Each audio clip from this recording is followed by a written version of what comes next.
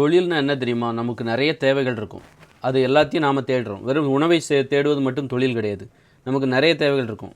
என்ன தேவை அப்படின்னா, நமக்கு ஆடைகள் தேவை இருக்கும். இது எல்லாத்தையுமே இப்போ தற்சார்பு வாழ்க்கை முறையில் வந்து இப்போ நம்ம என்ன பண்ணுறோம், தொழில் செஞ்சுக்கிட்டு பணத்தை சம்பாதிச்சுட்டு அந்த பணத்தை வச்சு நமக்கு தேவைகள் அனைத்தையும் பூர்த்தி செய்து கொள்கிறோம்.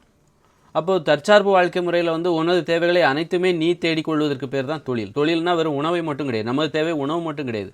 ஆடை, அப்புறம் இருப்பிடம், இப்படிப்பட்ட விஷயங்கள் இருக்குல்ல.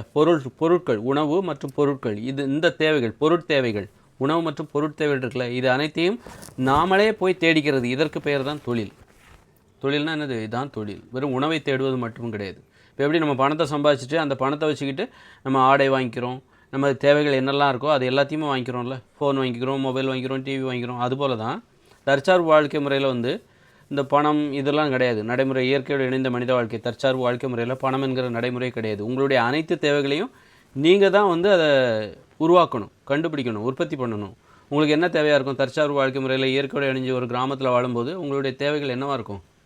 உணவாக இருக்கும், அப்புறம் வந்து ஆடைகளாக இருக்கும், இருப்பிடம், ஒரு வீட்டை ஒரு குடிசையை கட்டணும், உங்களுக்கு தேவையான ஆடைகளை இயற்கையில் கிடைக்கிற பொருட்களை கொண்டு உருவாக்கணும், உணவு, அப்புறம் மருந்து, இப்படி அப்புறம் இன்னும் சில வந்து வீட்டு உபயோகப் பொருட்கள், ஒரு கூடை செய்கிறது, ஒரு ஒரு ஒரு இந்த ஓலை பெட்டி செய்கிறது. இதெல்லாம் தற்சார்பு வாழ்க்கை முறையில் நமக்கு தேவையானவைகள். அது எல்லாத்தையுமே நாமளே தேடுறோம். நமது தேவைகளை அனைத்தையுமே நாம் பூர்த்தி செய்யணும். உன்னுடைய தேவையை நீ பூர்த்தி செய்யணும். உனக்கு நிறைய தேவைகள் இருக்கும். அது எல்லாத்தையுமே நீ தான் பூர்த்தி செய்ய போகிற. தற்சார்பு வாழ்க்கை முறையில் இன்றைக்கி நம்ம பணம் கொடுத்து வாங்கிக்கிறோம். எனக்கு தேவையான ஆடைகள் எல்லாத்தையும் நான் பணம் கொடுத்து வாங்கிக்கிறேன். ஆனால் தற்சார்பு வாழ்க்கை முறையில் பணம்ங்கிற நடைமுறை கிடையாது. இயற்கையோடு இணைந்த மனித வாழ்க்கையில் பணம்ங்கிற நடைமுறை கிடையாது. அப்படி இருக்கும்போது உனது தேவைகள் அனைத்தையும் நீங்கள் விலை கொடுத்து வாங்க முடியாது. நீ தான் உற்பத்தி பண்ணணும். உனக்கு என்ன தேவை? வீடு கட்டுற குடிசை, அப்புறம் ஆடைகள் தேவை, அப்புறம் நிறைய வீட்டு உபயோக பொருட்கள் தேவை.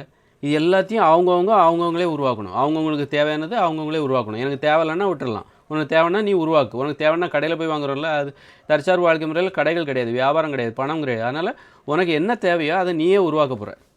யார்கிட்டையும் விலை கொடுத்து வாங்க முடியாது. அப்போ உனது தேவைகள் அனைத்து, உனக்கு ஆடைகள் தேவைப்படும், குடிசை தேவைப்படும், வீட்டு உபயோகப் பொருட்கள் தேவைப்படும், உணவு தேவைப்படும். இப்படியே உனது அனைத்து தேவைகளையும் நீனே உற்பத்தி பண்ணுறவர், நீனே உருவாக்குறவர், நீனே தயார் பண்ணுறவர். அதற்கு பெயர் தான் தொழில். தொழில்னா இதுதான். நமது தேவைகளை அனைத்தையும் நாமே உருவாக்குவதற்கு பேர் தான் தொழில். இன்றைக்கி நம்ம பணத்தை சம்பாதிச்சு அந்த பணத்தில் நமது தேவைகளை அனைத்தையும் வாங்கிக்கிறோம். அந்த பணத்தை தருகிற ஒரு வேலை தான் தொழில்னு நாம் நம்புகிறோம்.